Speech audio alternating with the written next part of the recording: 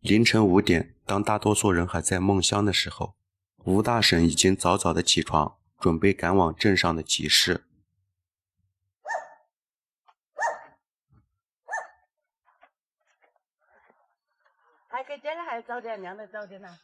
经过半个多小时的奔波，到达了今天镇上赶集的地方。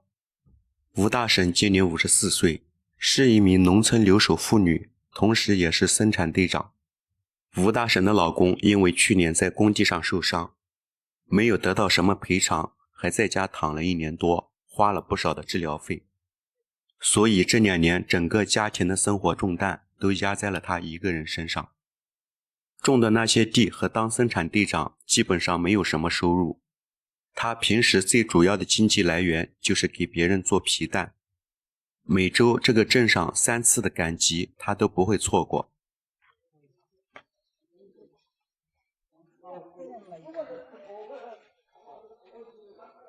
吴大婶给别人做皮蛋，都是别人带好鸡蛋，他负责加工。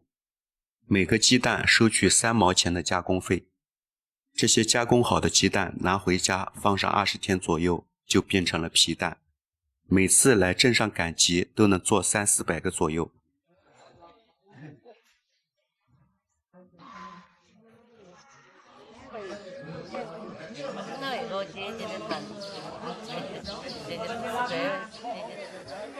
我们的摄影师给吴大婶买了包子和馒头当早饭。吴大婶告诉我们，很多时候都是忙到下午2-3点才吃第一顿饭，因为家里孩子还在上学，老公这2年也没有收入，还花了不少钱，家里用钱的地方多，根本不敢停下来。搞不赢了，那包钱了噻。他真的是。那是，还能过了感觉，我们那边是我才真笑。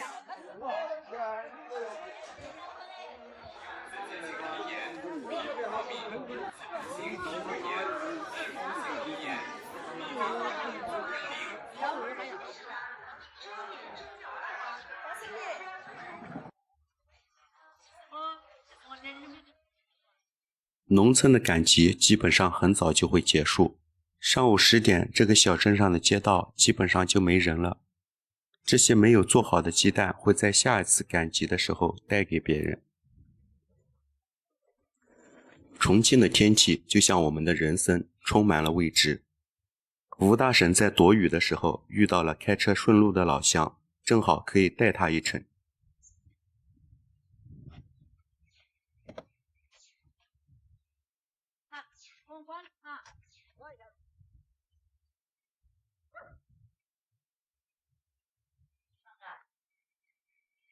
好，你看我用的点盐，你帮我些，是怕爸爸的碱，6块斤了，你没到，怕爸爸个碱。好，这个都10块1包包加鹅节，现在今年这做那些的排都是多满了的。那边那几包我都没送好，等他抵到，我都扯中间我怕垮。生长的红绿多，要包蛋，中娃儿读书的嘛要，大个不是中他读书，等中娃儿读书挣钱，知道吗？中娃儿养，其他没能。要讲说。个人吃个了嘛，早上因为吃早饭，爸爸都舍不得买高点水，这说实话哈。好，转来抢别个有拿蛋来包来，有人领路的，你必须要给包叫别个拿走，别个有多条头嘛。好，瞧这种做的我的该啥点就只有等到噻。回到家中，吴大婶向我们介绍了她做皮蛋的材料，就是把草木灰和碱搅拌成泥浆，裹在鸡蛋上。我们看似简单，但实际操作起来又累又麻烦。除了赶集帮别人做一些皮蛋以外，还会有一些老乡把鸡蛋送到吴大婶家里加工。由于碱和草木灰搅拌的泥浆特别伤皮肤，所以每次制作这些泥浆的时候都要稍作防护。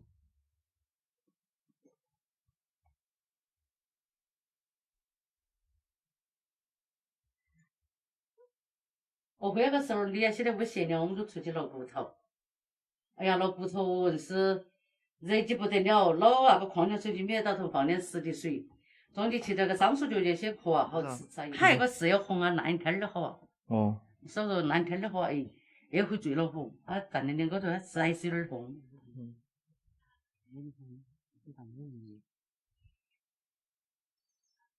这汤那个苦辣辣的。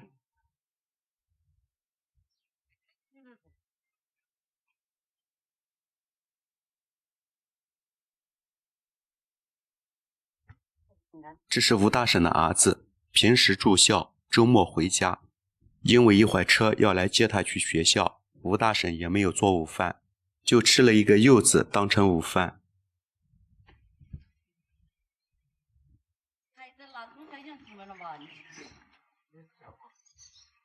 哦妈，我也没在下湖哎。上去，老师。我上去。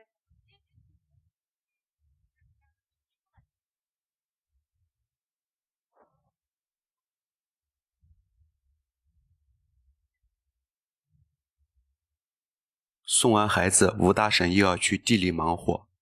其实吴大婶的故事是我做了这么多期视频最难制作的一部。我本以为可以通过镜头和解说，把她的故事完整的呈现给大家，发现很多语言憋在心里，就是说不出来。就像她的老公在工地上受伤，在家瘫痪了将近1年。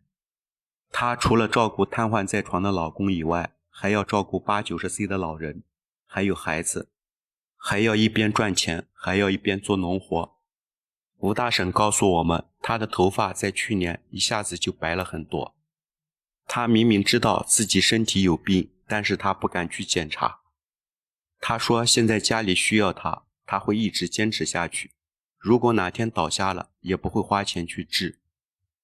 她老公的身体今年刚恢复一点，又出去打工了。现在在外面只能帮别人做一些清洁的工作。有的时候走到黑进去了，看不到才回这个，黑夜才放。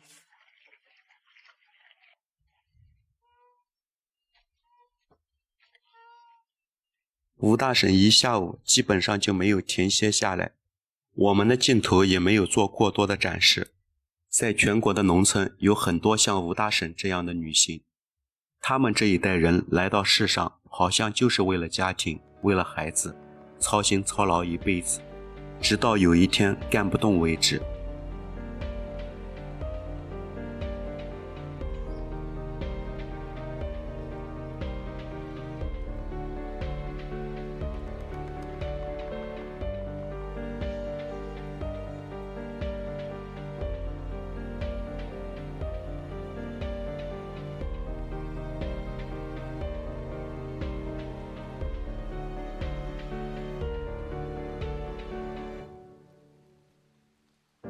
制作完本期视频，我的内心也非常的压抑。我能做的就是祝愿吴大婶和天下所有的母亲健康长寿。